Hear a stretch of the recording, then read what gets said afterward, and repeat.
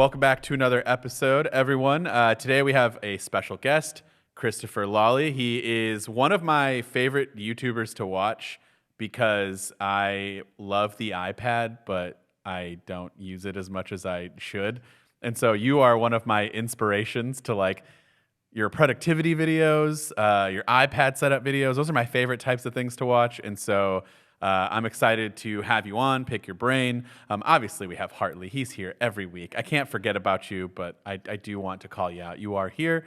But yeah, we're going to be talking about the iPad because we have Chris. Chris, thank you so much for joining us. Thank you for having me. I'm excited to be here and chat about the iPad.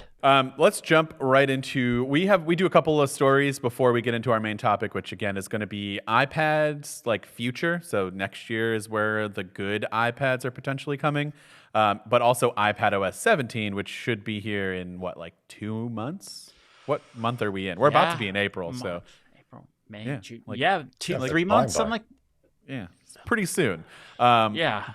But after that, in September, we have a new iPhone, and there's some leaks constantly happening with the iPhone 15. But just recently, we found out that the volume button and the mute button are going to be potentially unified. So no longer are we going to have the alert switcher, according to this leak. The alert switch. What do we call that? It's not a slider; it's a switch. The alert switch. It's the buttons. The two volume buttons would be unified, and then the mute switch would become a mute button separately. Right. That's where. So the volume button it's going to be like a volume rocker.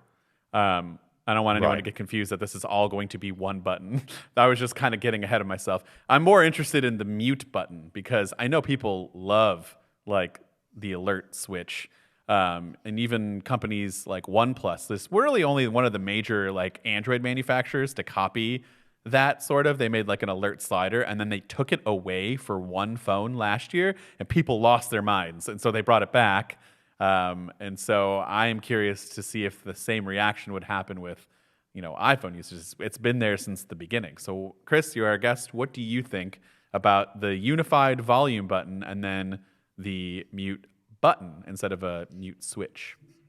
So anytime Apple has done one of these, like we're going to fake a button, like the Magic Trackpad or the home button on like the iPhone 7 and 8, people have always freaked out, but then they like them because they're actually really good. Like I love the Magic Trackpad. I think it's a great device. It's what I use. I actually have 2 of them because that's a long story. So wait, hold on. You have 2 of them. That's not that like unordinary. But do you use 2 of them at the same time? No, I have one paired with my MacBook and one paired with my iPad because they refuse to do multi-device pairing. So well, that's totally fine. But all right, continue. Yeah. So I really like whenever they do like the fake button. I don't know what they're called. I'm just gonna call them fake buttons, whatever. So I genuinely like it. I saw some people on Mastodon talking about this the other day, and it kind of clicked in my head too that with this, there wouldn't be a physical, yes, this toggle is on, yes, this toggle is off with the mute switch. So you'd be able to do things and use it with like apps like Shortcuts and be like, hey, I could tie this into a focus. So like if I set my focus to be a meeting, automatically have my phone mute. So I don't have to remember to mute it. So I thought that's kind of cool. The unified volume buttons, I'm sure they'll just work just like how, they work now. It's one button, but depending on where you press it, just like how there's right click and left click on the Magic Trackpad, where you press it, it'll do volume up, volume down.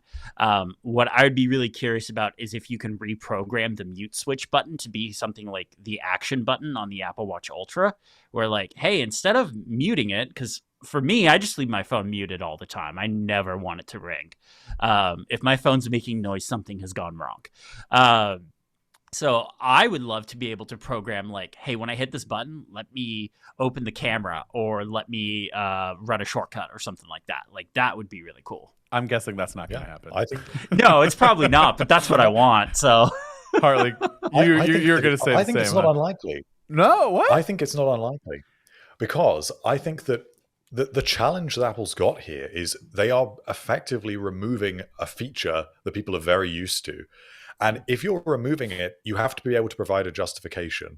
And it was hard enough for them to justify removing the headphone jack, but Courage. those justifications were there with things like what did they say? It was for the Taptic engine to make internal space for it. But there was also stuff like waterproofing and more space for battery. They give you reasons. But they've got to give some sort of functionality to justify doing this. And I think if they can say this is the iPhone's action button, then that gives it a unique selling point. Otherwise, if they're just what's it for? Otherwise, why do it? Why remove the buttons? Why do it in this way? I don't understand. It's got to have some sort of feature to go with it. Do you know what I'm concerned about?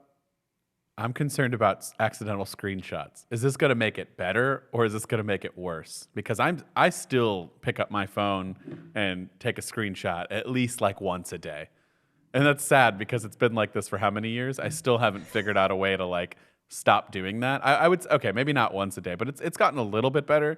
But I still think it's incredibly easy to get an accidental screenshot going. And now with like buttons that are not physically being pressed in, does that make it easier when you grab it? I don't know.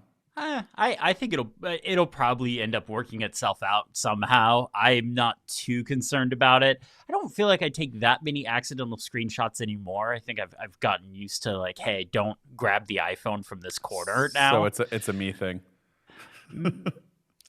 Maybe, I don't know. Hartley's like, yeah, dude, it's you.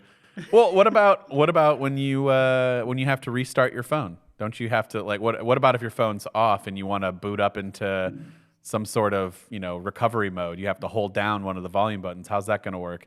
Does the trackpad work when it's off? No, it's like a no. In fact, like you can't even click it. Like it doesn't give you right. It just haptics. So I don't know. There might be like just like kind of like how the iPhone doesn't really completely turn off when you turn it off now. Like it still has like the Find My stuff on. Maybe like the buttons are still powered. But then if they lock up, who knows? I mean, just make the side key the power button again, and make it a long press, and then move Siri over to that mute button and make that a long press because we're not long pressing the mute button, right? Yeah. Or just, like you said, maybe we will be customizing it. Right. Well, I mean, I don't know. There's a way, but I'm sure it'll be some weird thing that we're all just going to have to learn and get over. Let's see. Our next topic, unless you guys have more to say on this new volume button and mute button discovery. No, I just want it programmable. No. Me too. Apple and programmable just doesn't. It hasn't happened. I mean, maybe they did it with the action button though. They did, but not really. That's my hope. But not really, because you can only choose from a list of like 4 things. So I mean, yeah, but you can do it with the shortcut. You can do it with the shortcut. You can make it do whatever you want. And listen, you guys are both big shortcut guys. I know Chris is a really big shortcut guy. But how many of the general population that owns an iPhone or an Apple Watch are programming shortcuts to do that? I'm curious. I'm not trying to downplay our audience. I think people are smarter than we all sometimes assume that they are, but I don't know. I think there's a lot of people out there that download shortcuts, whether it's from like people's websites or people that have made it, whether it's Reddit or YouTube or whatever. I think there's a lot of people out there that are downloading shortcuts, not necessarily making their own, but are using it. I wouldn't be surprised. Like, I don't think the number's astronomical. Like, I don't think it's like 90% of iPhone users, but I wouldn't be surprised if it was, 20% or something like that. It would definitely be way more useful to me to do shortcuts on an iPhone than the Apple Watch. I would definitely be on board with that. The Apple Watch action button, you guys are gonna laugh at me. I turned that off because I was having accidental presses there too, and I just didn't see it useful. Yeah. How do you guys use it? What shortcuts do you use?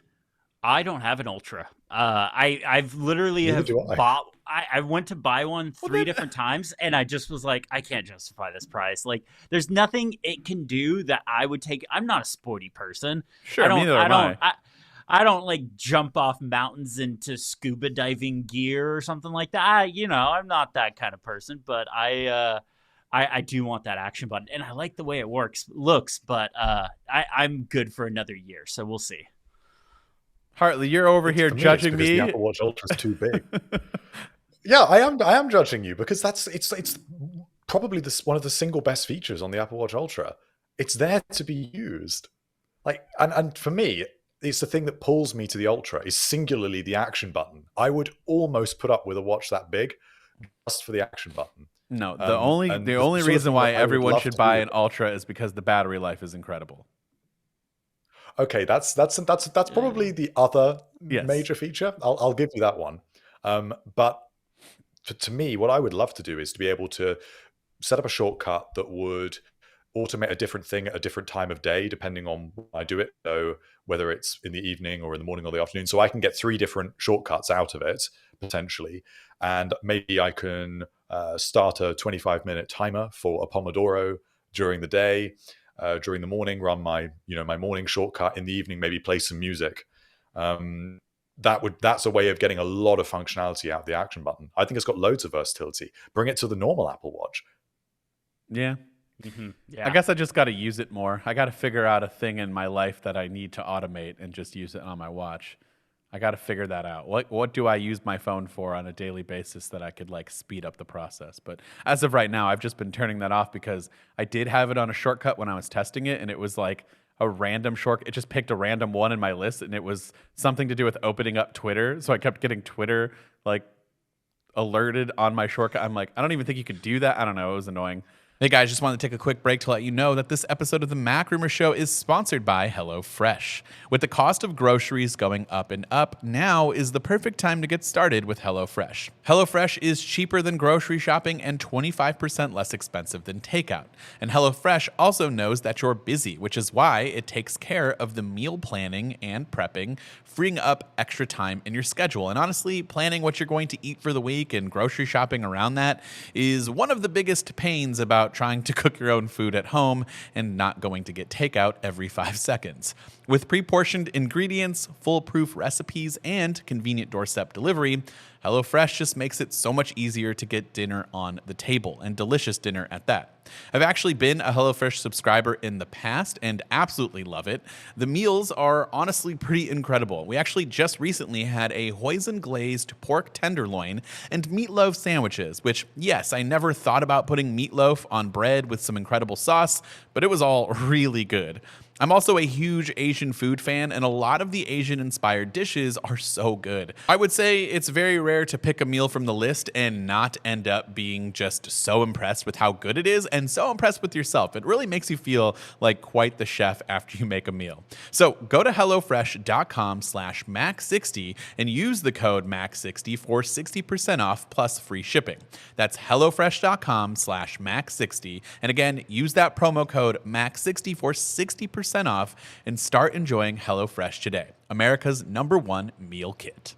All right, but we do have more iPhone 15 news, and that this headline makes me laugh. It's going to make the iPhone 15 Pro Max could break the record for thinnest bezels on a smartphone. Yeah, let that sink in. Let that sink in.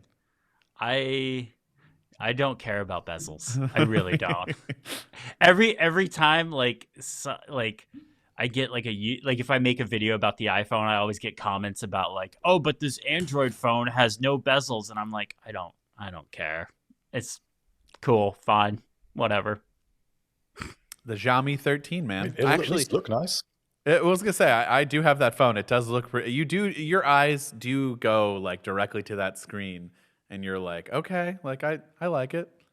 It's quite un-Apple-like, really, to be able to tout that. If they stand there at the keynote and say this is the thinnest bezels on a smartphone, considering how many years they stuck with the big fat chin and forehead on the iPhone, 7, 8, and still really with the iPhone SE, it just would be strange to hear them thinking in terms of bezels. It really seems like something that's never really bothered them too much. Well, they're already pretty small to begin with, so I mean, it's just like, how much smaller can you get? Quite a big reduction, though. Yeah. This year is quite notable compared to like last year was a bezel reduction, and I don't think you could really tell in person. Most people. As long as the display remains flat, I am totally fine. Yeah. It's not remaining flat, though. What do you mean? It's curving at the edges. What? That's the rumor. Like the Apple Watch. No, don't do that. Don't do that. No, please, Only no. very slightly. I missed that detail. Slightly is still not okay. Keep the display flat. Make our displays flat again is the campaign I'm running with. The globe is the world is a globe, but the iPhone should be flat. I'm a All flat phones. iPhoner. Yeah, me too. I'm a flat iPhoner. Unless they start doing folding phones, which I very much want a folding iPhone. You can still keep it flat, right? Yeah. Once it's open, but you know. Well, sure. Yeah. Yeah, right. If they need to do something weird with that, I would excuse that. I think best of both worlds. You have the front flat and you have the back curved. I think that's the best balance of form and function. Yeah, like you want to go back to you want to go back to the 11? Not the 11. It would be like the iPhone 5C, like that shape. Well, I meant like the back. Fantastic. The back. Oh yeah, the back, but not the front. No, I don't like it. But this is a kind of weird hybrid design where you get a sort of curved back and slightly curved front, but you still got the flat sides. So the only flat thing is really the sides. It's just sort of pushing the corner radius out on a curved iPhone. You're right. The iPhone 5C in premium materials would be cool. It's it's good hand feel. It's like the MacBook Pros. It's that kind of shape. I'd be about that. And then our last little story that we had here is that the HomePod that we were super excited about, the rumored HomePod with the screen on it, that's now delayed until next year at the earliest, which, I mean, why even bring it up? Why even bring it up? Why get us excited about it? Because they know how much I love the HomePod. I would say you're a big HomePod fan. Would you have been super into one with like a display, kind of like Google Home style, or the Nest Hub, whatever they call them? Absolutely. I would put one in my office in a heartbeat. Absolutely. Yeah, for sure. I love the idea of like having a little like essentially something that's like an iPad that can show the widgets, like the iPadOS style widgets. You know, let me see my task manager, let me see my calendar, let me see the weather and all that stuff right there while playing music and all that stuff from an always on device. That would be fantastic. I've tried doing that with like an extra iPad I had laying around in the house. Like I plugged it into speakers and like, oh, here's some widgets and stuff. But the thing that always freaked me out was leaving something with a battery constantly plugged in. And I'm like, how long until that thing expands and, you know, maybe catches fire? I would have the same People concern. do try it, though, for home automation, don't they? People do genuinely stick an iPad to their wall. But that's the thing that always worries me. Because you can pick up an old iPad for cheap. You know, I've wondered when I have an old iPad, is that something I should do with it? But yeah, you really need a dedicated device, I think. Yeah, you need something that doesn't have a battery in it. And I've kind of tinkered with the idea of taking I have like an old it's like a 7th or 8th gen iPad, just like the generic one. And I was like, I wonder if you could take the battery out of this and still like plug it into power and like it remain on. But I'm not knowledgeable enough to do that without completely breaking it. So Kevin, that'd be a cool project. I'd be interested to see if that was possible. Kevin Neither, Kevin the Tech Ninja, for those of you who watch him on YouTube, he has done that. I know he's told me about that a few times. He had an iPad mini, I want to say, and like has had it, hooked up to his wall and like fully done, embedded. I don't think he's had any fires happen, but I don't know if he's still running that consistently. It's been a few years, if so. But yeah, that would be concerning on my end as well. Yeah. It scares me, because I would be like, I know it would happen when I'm not home and you can't do anything about it. And I would get a notification from the camera in my office, be like, oh, hey, my house is on fire. Your house is on fire. You should come home or don't. Well, speaking of things that might be on fire, the iPad Pro. Good segue. And iPadOS 17 for that matter. So we all know that the headset is kind of ruining other software advances this year because all of the resources are kind of being pulled into that. So just like iOS 17, iPadOS 17, we're not really expecting a whole lot. But so maybe we can kind of turn this into our wish list, Like, what would you like to see? Maybe let's start with your like biggest thing that you're hoping that would be the most obtainable. So not like, a crazy feature, but what do you think's like the most reasonable action item that Apple can check off its list for iPadOS 17 that you hope happens in the next couple Stage months? manager fixes. Okay. Stage manager fixes. Specifically what? Okay, so I got a few things, but I don't think they're anything too wild. Okay. So the first thing is they need to lose the 4-window limit. That's just killer whenever, like, if you have not even 4 apps, 4 windows, because if you have 4 apps open and one of those apps is mail and you hit Command N to compose a new email, it's going to kick one of those windows out. So just lose it. It's not a memory thing. Come on. It's clearly like, it's just a limit. It's an artificial limitation. Open apps up into the current space. So one of my biggest gripes about Stage Manager is when I open an app, it creates a new stage. And it's so annoying because I feel like I'm spending more time managing these stages to get apps into the places that I want than actually using the apps. It's something that has just driven me wild since WWDC last year. Get rid of the snap to grid and sizing for Windows. One of the things that I just don't quite get why they chose to do this is instead of having freely movable windows, the windows snap to certain positions.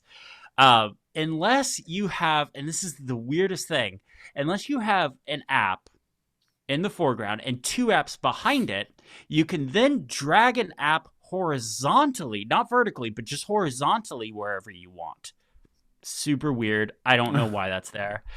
And then there's the when you resize a window, they go to certain sizes, and I know that's like the size classes of the app. But the thing that I don't quite get is if it's the same iPad app running on Mac OS, it doesn't do that.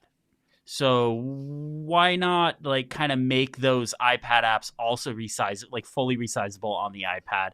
That the resize window is a lot less of a pain point than the freely movable part, but I kind of think they go hand in hand. And then keyboard shortcuts for managing Stage Manager, adding apps to the stage, moving apps around, like pushing apps to the side, things like that. And shortcuts actions. There's shortcut actions on the Mac for managing multitasking, but there isn't any on the iPad. So those are like my big ticket items for like, do this, Stage Manager will be fixed, and I will stop complaining about it. I promise, Apple. I think like that it. addresses all the key areas. Yeah. It's actually kind of surprising that, particularly with the stuff, some of what you mentioned there, Chris, is so fundamental and came up in the beta testing process, particularly about opening an app in a stage. I mean, to me, that's the single biggest one, really, because it seems insane to me if you move from a Mac to an iPad and you tap something or you open something up, you expect it to open up in the current stage. That is what we have learned from windowing systems for decades at this point. Really strange that that's not the case. And I think given the bad reception of Stage Manager last year, because it was a really bumpy ride. I mean, people loved the idea initially, I think, of having window management on iPad. I think we were so grateful to have it. But I think that goodwill was quickly evaporated. So, I think this year that's very likely that we maybe will see something about that. WWDC last year was my first Apple event I ever got invited to. During the keynote, I was ecstatic. I was just absolutely like smile, grin, ear to ear, super excited. Got back to the hotel room, installed the beta, and I'm like, oh no. and it was very early on, so I'm like, okay, they have time to fix this. Like, this is early in the beta, and then it just kept going, and nothing was getting fixed. Nothing. And then they did the thing where they brought Stage Manager to the 2018 and 2020 iPad Pros, and it was kind of clear, at least to me, I don't know anything, but it was clear to me that instead of focusing on fixing Stage Manager, they focused on the performance of Stage Manager so they could bring it to those older iPads. And it was just like, I kind of wish you would have fixed it first and then brought it to the older iPads. Yeah. Well, they'd pinned down the concept. That's the thing. I think they were unwilling to reconsider the fundamentals of the concept that they'd created. They were more interested in bug fixes ultimately, because I remember it was just crashing all the time. Oh, it's It was one of the terrible. buggiest features I've used in a beta for years. I mean, So they odd, even because had to you think the pull year some before of that its we had, features. yeah, with the Yeah. The external external display display. support. Yeah.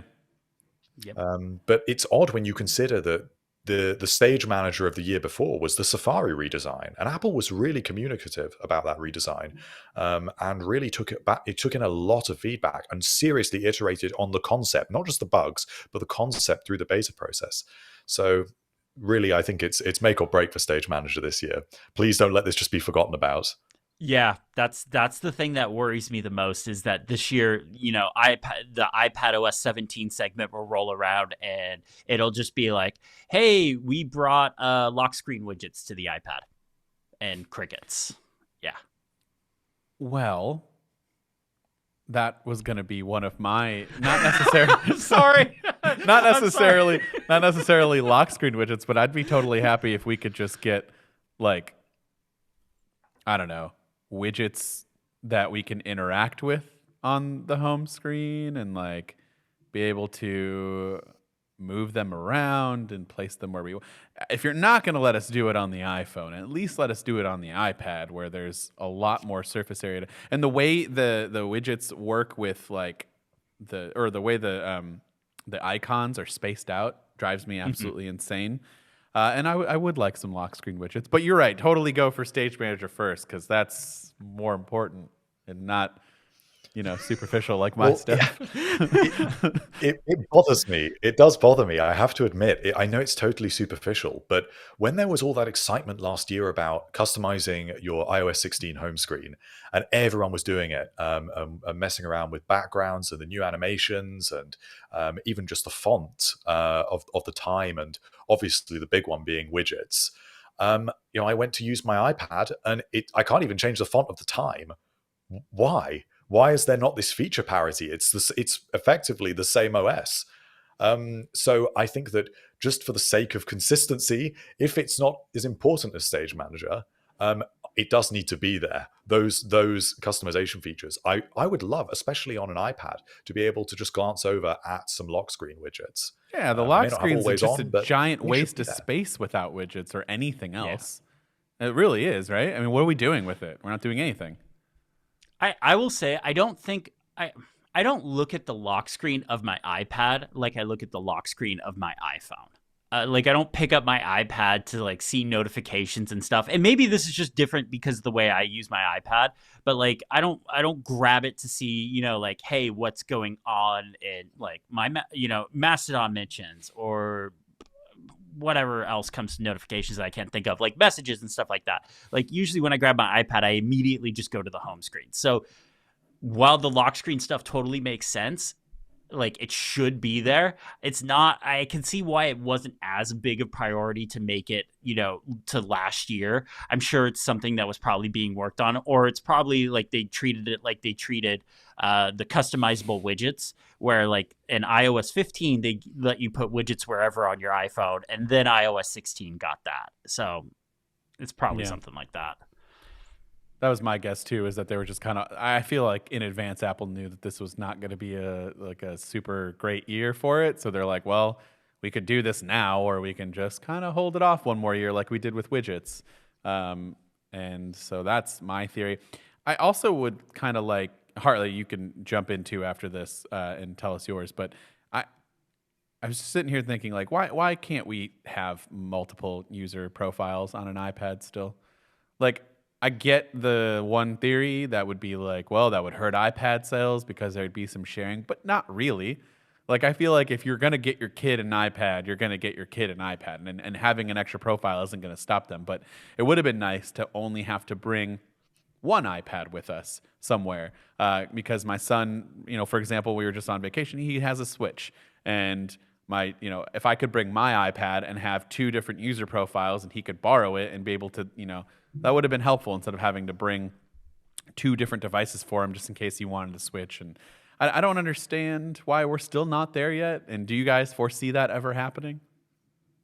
Happening? No, but it should happen. Yeah, Right? Okay. So I think Apple sees the iPad as a personal device. It would be like having user profiles on the iPhone or an Apple Watch. Like, I don't think Apple sees them as being shared devices, even though they are. Like, they totally 100% are. I think about like my brother and sister-in-law. They just had a kid. Well, not just had a kid. It was over a year ago, but they have basically like multiple pages of like, hey, this is Zach stuff, this is Dominique stuff, oh, and this is all the baby stuff, like all the monitoring stuff and things like that. So like it totally would absolutely make sense. You could kind of fake it till you make it with Focus almost, and just like, hey, have custom home screens. But the problem with that is your data is still shared. So like if people are using reminders, like it's only one iCloud account and stuff like that. So it should happen. I don't know for sure, but I think there are user profile capabilities with iPads that are set up for education. So there definitely is. Yeah, 100%. Yep. So it's there, and I kind of wonder if it will slowly trickle in from that side, if only slightly. Even if it's designed, say, around family sharing. So it's not so much that a couple could share an iPad, but maybe you could share an iPad with your kid, and they would let you like move into kids mode on your iPad. I can kind of see maybe they might let you do some things like that at some point, but I agree, full user sharing seems unlikely, unfortunately. I mean, I'll settle for kids mode, honestly. Yeah. Because that's probably where it would happen for me the most, but I mean, I don't know if my wife ever wants to jump on an iPad real quick and do something, because she doesn't really use a computer a whole lot. I mean, you can family share on a computer. If Apple's going to come out with an ad and say, what's a computer? Well, then you should make your iPad be able to be shared and used in sort of one of the most basic functions. And you're right, you can do that in education. My son has his own iPad still, but the fact that they could log into other kids' profiles, and they do all that remotely too, so that's kind of interesting. I'm not even asking to go that far. I just system, based is totally fine with me. I'm surprised they didn't do it years ago when all those stories came out about my kid spent $20,000 on gyms and stuff like that, and just like locked that down and stuff. But yeah. All right, Hartley, what's your major one that is sort of obtainable for iPadOS? My major one, I would say the most likely one that I would really like to see would be a redesign of notifications for the iPad, because it just seems utterly laughable to me that when I want to see my notifications on a 12.9-inch iPad, I have to take up the whole screen, the entire screen. And it is just, and there aren't even widgets on it, as we were saying. So it is just an iPhone experience with notifications. This is unchanged from basically the original iPad. And it makes no sense, because on the Mac, they don't expect you to do that. On the Mac, they know that it makes sense for these to emerge from the right-hand side of the screen. I mean, the notification center on the Mac isn't great, but it's clearly better. It clearly makes more sense that you can just put your cursor up and you can just see a little list view. It doesn't disrupt your experience. But if the iPad is supposed to be a more sort of focused and potentially more productive tool, because it doesn't take you out of your work quite so much, it's a little bit less distracting. At least that's how I feel about it. I feel like it's a more focused device. Why is it making me break my focus when I do need to check a notification? And I think it just looks silly. Oh, I completely agree. And I would also add Control Center on top of that. Control Center takes up the whole screen whenever you activate that. Why does it even fade? It fades everything else out, but why? There's three things that have always bugged me. But you mentioned Notification Center, Control Center, and also folders. Folders take up the whole screen when you open them, and I'm like, why? It doesn't make sense. Like iPadOS 14, they did that big push of like rethinking a lot of the design elements of the iPad and using space appropriately and not taking up the whole screen. And they kind of, they went a little bit, but they didn't go all the way. And those three things have kind of remained and just drive me bonkers. So if Apple didn't do slide over, like that would be the perfect thing. Right side for Control Center, left side for notifications maybe, and there you go. You just swipe from each side and that's how you get to it. And it's like a little, like, it kind of like not split screen, but like a third of your screen kind of just gets taken over real quick, bumps your app over, and you just kind of have like a little dual experience going on, and then you just move on. I don't know. That feels like a good compromise. I'd settle for them keeping it all in the same place, but just even with Control Center, which I hadn't even thought about that, but it's absolutely right. Why is it when that is clearly in an isolated part of the display, it is fading out the whole of the screen? It's so silly when that they could actually stop that fade where the menu ends, or just make it a little actual like a little transparent pane that just drops down. Yeah. It really is very, very odd. So that's why I don't think it's too unlikely, because it is so clearly ridiculous. The notification center was clearly just a direct copy from iOS, and they're just like, we'll figure that out later. And obviously, so is Control Center, but like, notification center absolutely does not belong on an iPad, at least in its current form, where you're just completely losing everything that you're doing and now looking at your lock screen. I don't even really like it on iOS, but it makes way more sense because it's a smaller device. But I don't know. It's just kind of laziness, in my opinion. Do you have any others? Any other top wishes for I'm iPadOS? sure he's got plenty. I have a ton, but I have one that I've been asking for since 2015, and at this point, like I kind of gave up on it last year, but I'm still gonna throw it in there. Final Cut. I want Final Cut. You, me, I want every Final single Cut one of us. and Logic. I started editing video on the iPad in 2016 with LumaFusion. Had some issues happen in late 2021 and just had to stop, and ended up having to buy a MacBook Pro to edit video on. I've tried DaVinci Resolve on the iPad. It's fine. It's very complex. It's very, very professional video editor, and it's much more than what I need from my silly YouTube videos. Final Cut is that perfect middle ground of like a professional video editor that has all the tools that I need. And like the performance is really good. Like it outperforms, especially Premiere, but in my opinion, it outperforms Logic, just speed wise. And I'm like, why isn't it on the iPad? Why isn't it on the iPad Pro? You have this device that you're touting the iPad Pro, and it frustrates me. I thought last year was going to be the year, and I was very, very disappointed.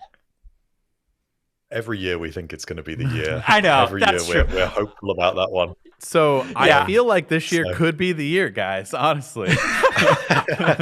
Because, I mean, listen, they were like front and center with the latest iPad for, DaVinci Resolve and kind of pushing that whole thing. You think Apple's just going to sit back while they have their own editor and just like keep pushing another brands? I feel like it was a good way to be like, hey, M2 iPad Pro, like, soon you're going to be able to do, it's so powerful that you can use this full version of DaVinci Resolve, a complex editor.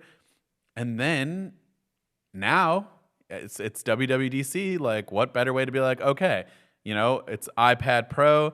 You got iPadOS 17, and now we're bringing Pro apps. And here are your Pro applications, Logic, Final Cut, and I don't know, Motion, I guess, maybe. Does anybody use Motion?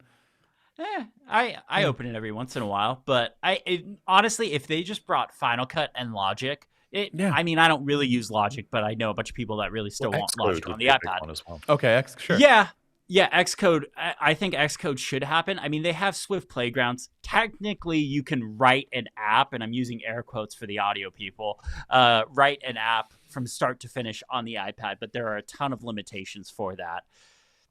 Xcode would be a huge get. I think at one point in time, all that stuff was playing for the iPad when, the Mac was not doing super well. But now that the Mac is back at its high point, I honestly wonder if that stuff will come to the iPad. So I agree, unfortunately. I think that there was a moment maybe 2-3 years ago when it could have happened, especially like when we got the Magic Keyboard and we got the iPad Pro redesign, all around those type of years when it really felt like, okay, they really are pushing this now. But it's the enthusiasm has just gone. And I feel like things like Stage Manager have really shaken people's faith in iPadOS as a platform. I mean, a lot of creators that were really interested. I think you're one as well, Chris, that was really iPad focused, have looked a lot more at the Mac lately, because I think people have started to lose a bit of faith. And I think that I don't think it's going to happen. I think that we've missed the window, basically, which is really sad, because they need to put their money where their mouth is. You can't tell me it's a pro device if you won't bring your own pro apps to it. I used to work 100% from the iPad. At one point, I didn't even own a Mac. I did everything from the iPad, including podcasting. Like and it was a big bunch of hoops you had to jump through in order to get that, but I did it. But last year, actually, it was like end of 2021 to 2022, it just broke me. And I'm just like, I love the iPad. I'm still going to use it for work, but I'm done trying to make it something that it's not. And until, Apple can get multitasking settled down, which, I mean, multitasking on the iPad has been around since iOS 9, and we're still talking about how it's not quite right. Until they can get multitasking settled down, until they can bring their pro apps, until they can do things like installing fonts is still a pain. I know Apple tried to fix that a couple years ago, but just bring Font Book to the iPad.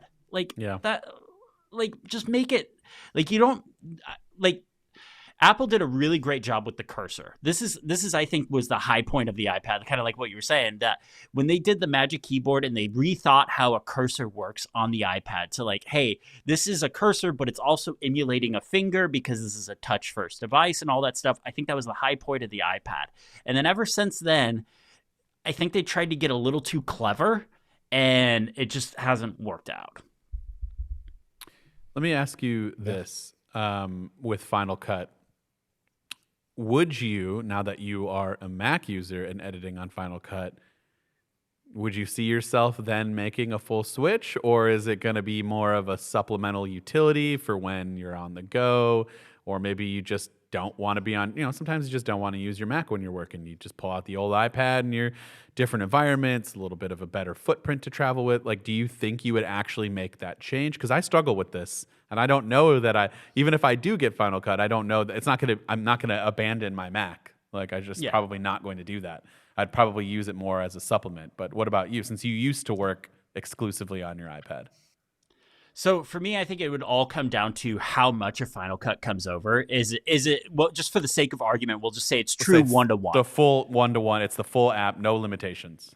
So I think what I would do is I don't think I could ever go back to just owning an iPad anymore, especially because I do a lot, I install the beta profiles and stuff on my iPad. And now that I'm doing this full time, it's not just a side business. YouTube is my full-time job. I need to have a stable machine. So my thought process for a while has been Final Cut comes to the iPad.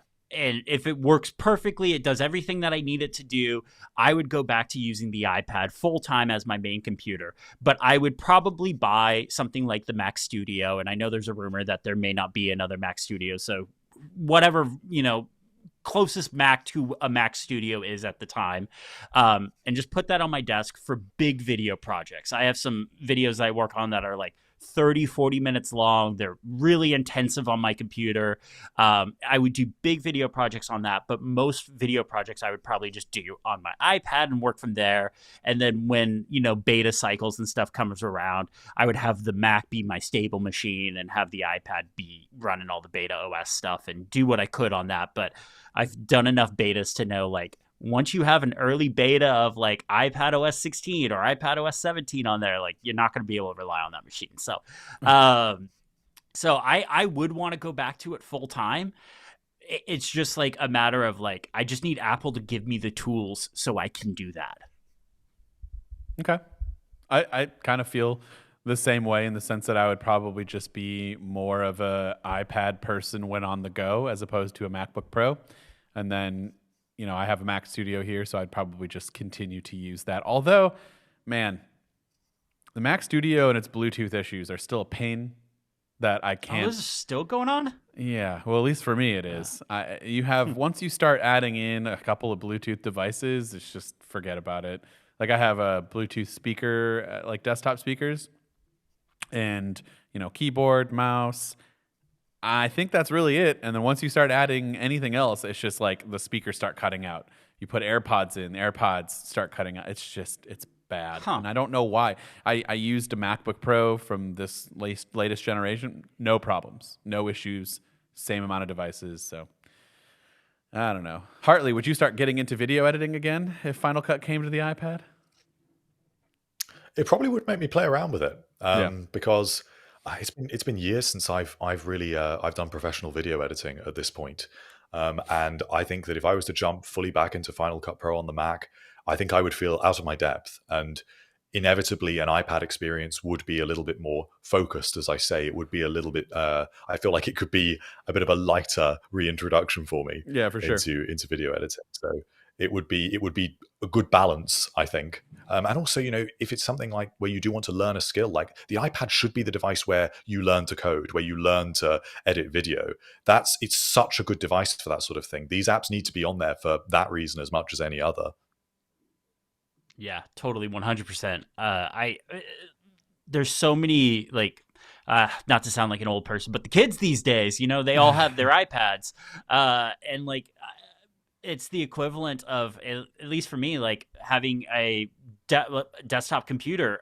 My dad worked in IT when I was a kid, and they had a wall of computer parts, and I learned how to build a computer from that, and do all that.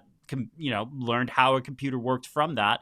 And it's, while you're not going to build an iPad from scratch today, I think it's the equivalent of that is learning how to code now and learning how to write apps and services and things like that. And the iPad should be touting that. The fact that you still can't compile code on the iPad, I think is stupid. I think that's the dumbest rule. I'm hoping third-party app stores and stuff like that help with that. We'll see. Yeah. Yeah. I mean, Well, that's another big one that actually should be coming, really. We'd forgotten all about that. It's not just the iPhone.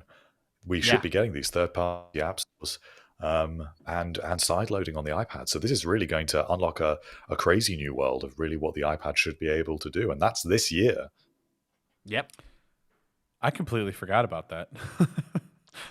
It's been on the forefront of my mind because I'm like, what is this going to enable? How far will developers be able to take this? And the other thing is, how far will developers want to take it? Like, how many people are actually going to go out and install a third-party app store unless there's like a major hit app that like really gets people to drive to go and download that? I could see something like, I know Microsoft announced the other day that they are working on an app store for their Game Pass deal. That's something I would go and download day one, absolutely. But how many people would know that's there to go and download that? Because that's not going to be something Apple promotes in the App Store. Right. Any other thing before we move on? Because I do want to spend the last 15 minutes talking about the future of the iPad with 2023 and 2024. Is there anything else you guys wanted to highlight for iPadOS 17? I would really love to see Spotlight extensions, like Raycast extensions. It's not going to happen, but it's something I've been putting out there. That would be nice. Let third-party apps write, extensions. So let me, have the app things, create a new task from Spotlight. That'd be kind of cool. Oh, this needs to happen. I got into using Alfred this year, and it has just changed everything for me. And when I go back to the iPad now, it is the thing that feels most sorely missing. Weirdly, it's not even the multitasking that gets me now. It is the lack of decent launcher apps, and even just quick actions. I can settle for the things 3 quick actions. Just give me a quick action and I will be happy. Do you think it's possible that Alfred creators could make a iOS and iPadOS into their own app store? Not something that obviously Apple wouldn't allow that. I don't know if the device itself would allow that, but if they can figure out a way to manipulate it and then sell it on their own app store, I think the trick would be getting system-wide keyboard shortcuts to work outside of when their app isn't in the foreground. I think that would be the trick. Because, obviously there's a reason why they haven't jumped in on that, and it would be nice, though. Yeah. Or just make Spotlight better. I don't know. Just buy Alfred. Why are they not acquiring Alfred? Just buy Alfred. It can't possibly cost you that much at this point. Huh? Yeah. It would even be kind of great on the iPhone. I know you wouldn't have keyboard shortcuts necessarily, but a more powerful launcher would be really useful. A central place. I've had this idea for last couple weeks now that like the future of Spotlight needs to be Spotlight, Siri, and AI and shortcuts all mixed together. And like that needs to be like the future of Spotlight, and like let apps write extensions for that and all that stuff. So I don't think it's going to happen with iOS 17 or iPadOS 17, but hey, it's maybe an iPadOS 20 thing. Who knows? Well, maybe it'll come with next year's iPads, which are supposed to be better than this year's iPads. Hartley, what are we expecting to see in 2023? I can guess that your answers aren't going to be very long.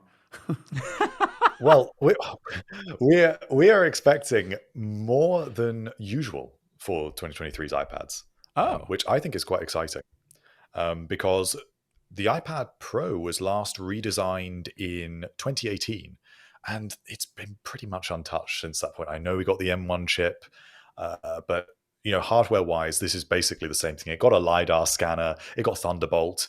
This is all nice, but we're not talking serious redesign stuff here.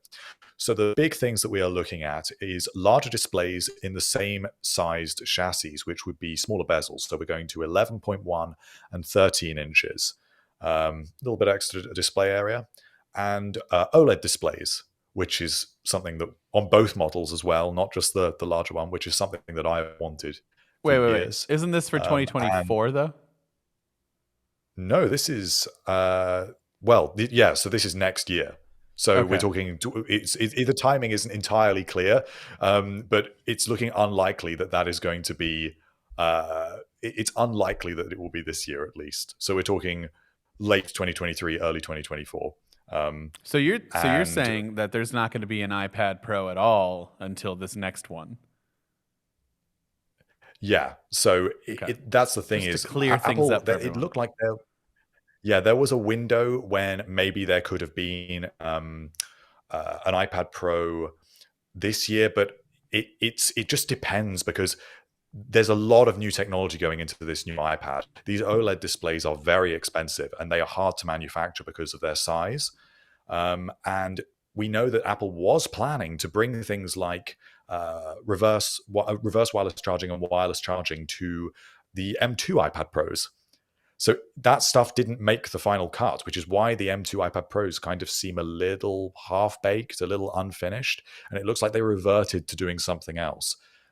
So yeah, it's realistically going to be 2024, I think. So wireless charging is the other one, and maybe other than the M3 chip on 3 nanometer, the other feature could be moving things to a landscape design, a bit like the 9th generation iPad, and putting the webcam in the center, and even maybe moving the Apple logo on the back. So you think the Apple logo could actually do, like, maybe for the pros, but like, I don't know, you think the Mini would make that move too? I feel like that would look so weird. Oh, I don't know. No. I mean, basically, the thing that it looks like the next iPads, in terms of iPad Mini and iPad Air, the entry-level iPad, they're going to just be chip bump sort of updates and maybe slight camera upgrades. But the real big thing is the iPad Pros. That's really what I'm excited about. So the iPad Pros, where most of these features are going to be taking place. And the camera, I understand that it takes a little bit more work than what they did with the 9th gen or the 10th gen iPad, where they moved it to horizontal because they got to move the dock for the Apple Pencil, all of those components. But it probably isn't that hard to do. I'm not an engineer, so I'm sure everyone who has worked in any kind of form. Well, if the pencil snaps on in a different place, just put it on the left side. That would do it. Just put it on the left side. You don't. Yeah. You know? Well, the speakers are there. That would be a problem. Just put it on the. I don't know. Figure it out. That's why you get paid a lot of money. That's always been my thought process. Is like, I'll come up with ideas. It's Apple's job. They're the engineers. I'm just the idea guy, and I'm not even their idea guy. I'm the internet's idea guy. I refuse to believe that they can't figure it out. So but it makes the most sense for that camera to be horizontal for sure, since we are primarily using it in that way. So OLED screens, 11 and 14 inch. I would like to see the reverse wireless charging. I mean, that's a lot for the next iPad. That would be really cool. Do you have any wish list items for the next one? I have a couple. Go for it. Big thing. big thing, I want a bigger iPad. I want like a 15-inch iPad Pro. Okay. Especially if they do bring Final Cut to the iPad, I would love a 15-inch iPad Pro. A matte screen option, something. So like I love. They're a sponsor of mine, but I actually really love this product. But the Paperlike, it's a matte screen protector. It gives you like this nice textured feeling when using the Apple Pencil. I really like that. I don't see why Apple couldn't bake that into the iPad and just kind of like, make that work together. I don't know. I'm not an engineer, like I've said. Like a nano, like textured display. Yeah, Make but it give more that matte. feeling. Yeah. Yeah, because that plastic on glass feeling with the Apple Pencil, I hate that. I refuse to use an Apple Pencil without the Paperlike because I just hate that. And it makes that squeaking sound, and it's like nails on chalkboard to me. So I refuse. More ports. I want a second Thunderbolt port. That was a rumor for a while, right, Hartley? I don't know, but it would make sense. I thought there was a rumor that there was going to be 2 Thunderbolt ports or 2 USB-C Oh, ports. there was a rumor about like a new connector of some kind, but we didn't know if it was Thunderbolt. Oh, okay. Okay. I just assumed Yeah, that that was was another port. Yeah, another port would be nice. iPad Pros with color. I'm so sick of silver and space gray. No, that's not going to happen. Do not get the colors thing going. Do not. I want a midnight iPad Pro. I want a dark would be blue nice. iPad Pro or like a burnt orange iPad Pro. Either one. Hell I'll yeah. take either one. Hell yeah.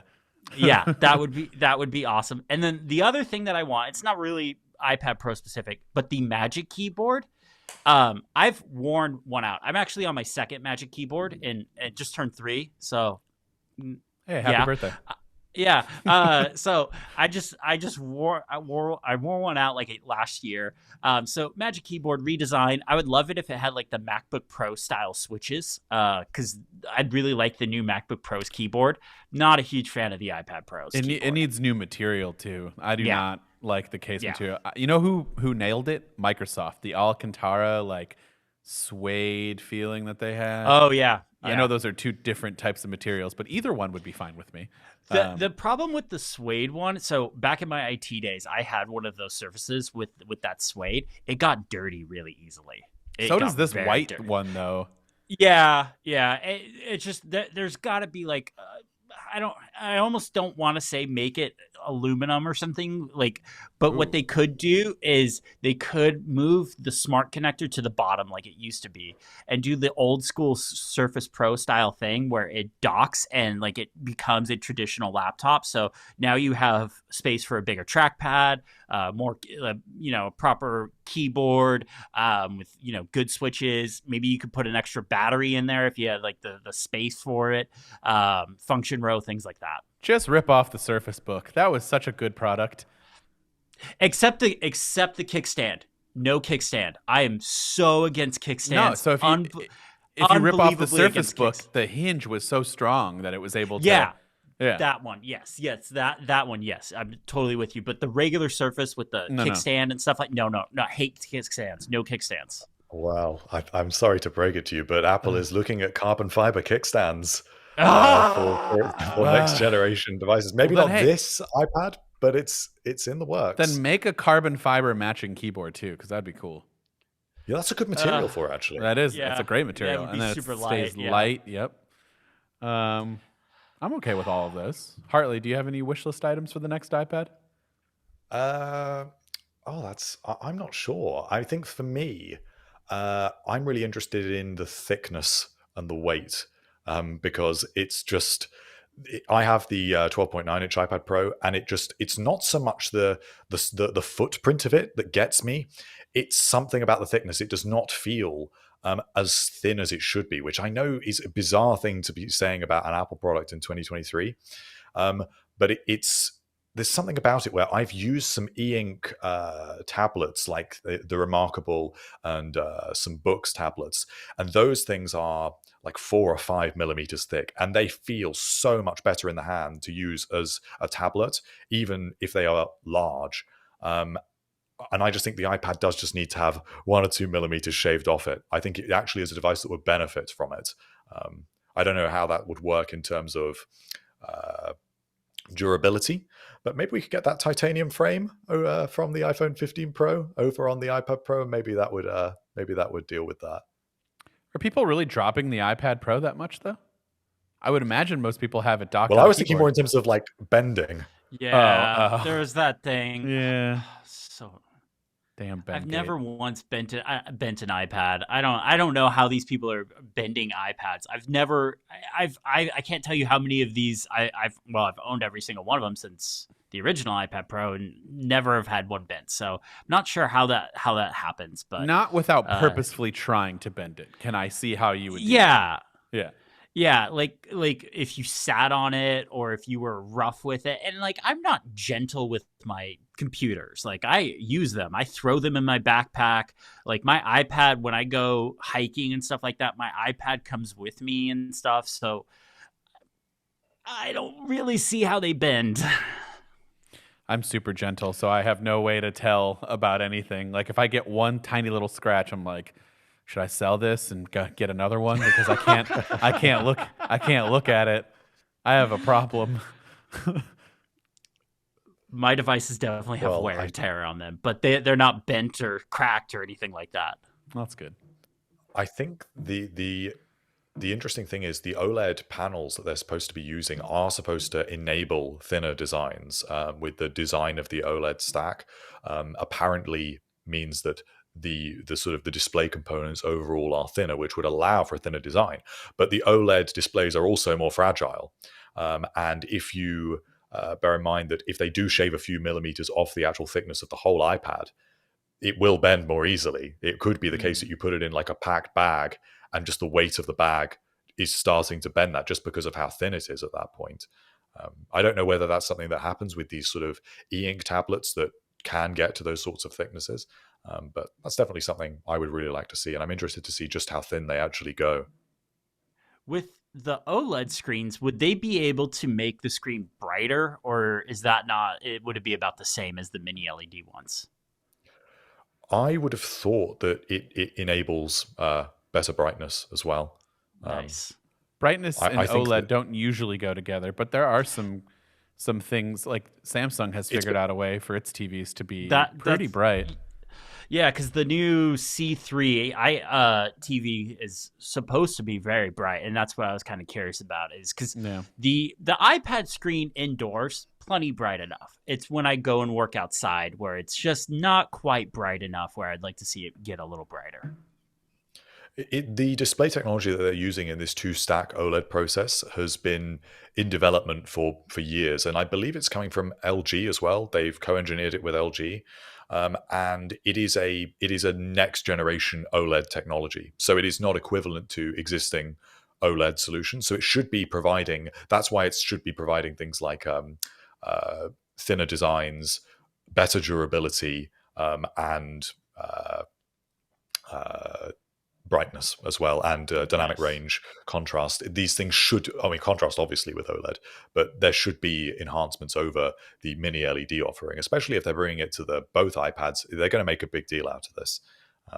This will be the biggest OLED device Apple's done. OLED isn't even available on the Mac. Not yet. Yeah, well, that will also be something for next year. Apparently, next year will be the year of OLED. Yeah, I'm kind of ready to just like skip over this year. I know like the headset's supposed to come out this year, and I'm very excited for that. I was gonna say we've been waiting so long for this headset. Don't skip over it now. I know, but like the stuff I typically cover, like nothing's happening this year. So I'm just ready to skip this year and move on to next year.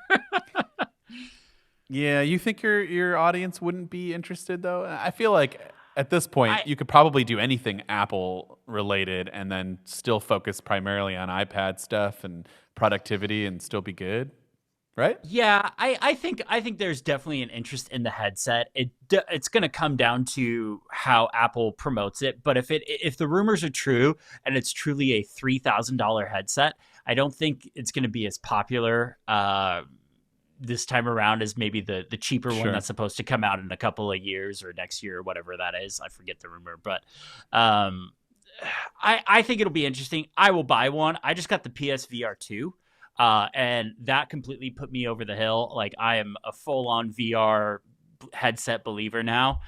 It's absolutely amazing and stunning, and I'm very curious to see what Apple can do with it. The thing that worries me about that is they're not doing controllers, or supposedly there's not going to be any hand controllers, and I'm like, how is that going to work with games? Or are they not seeing this as a gaming device, which would be wild? I don't think it's going to be the primary function like others. That's wild to me. That's such a that's like the biggest, best thing that you can use VR for right now. And not until Apple tells you what's the next biggest and best thing. I can tell you right now, there's no way I would wear a headset to be in a virtual meeting. There's not a chance I would ever do that. And if that's their big tout, I'm gonna be like, okie dokie, this isn't for me. I can't wait to clip this and then next year when you're on like a podcast and we're all wearing the damn headset. Like, oh, I would do it for a test. I would absolutely do it for a test. And if I was guesting on a podcast and they asked me to do it, I would do it. But I don't think I would ever schedule a meeting with people I work with and be like, okay, let's all put on our headsets. Yeah, I don't know if I could do that either, but who knows?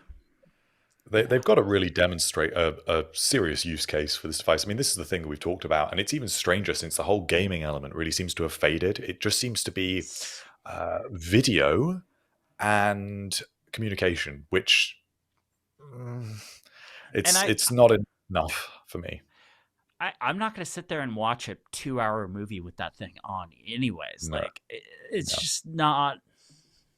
I don't know. I mean, that's why like 3D TVs never took off, because no one was going to sit there with 3D glasses on and watch a movie. So hear me out. If content is created specifically for the headset and the like experience is unlike anything that you can experience, like makes basically like a mini IMAX theater in your house, and like the audio is good somehow, or maybe, you know, obviously if you have AirPods Max, or, you know, if they can put all of its existing technologies, and if it was comfortable and didn't make me sick after 30 minutes, I think I could totally see myself watching a movie in that. If it's like, you know, purposefully made for that, like shot for IMAX, now shot for Reality Pro or whatever we're calling it. I can see that. I've definitely come around to spatial audio as a thing, and obviously that's going to be a big portion of the headset. Like, that is, like, I think they will be touting spatial audio, and like,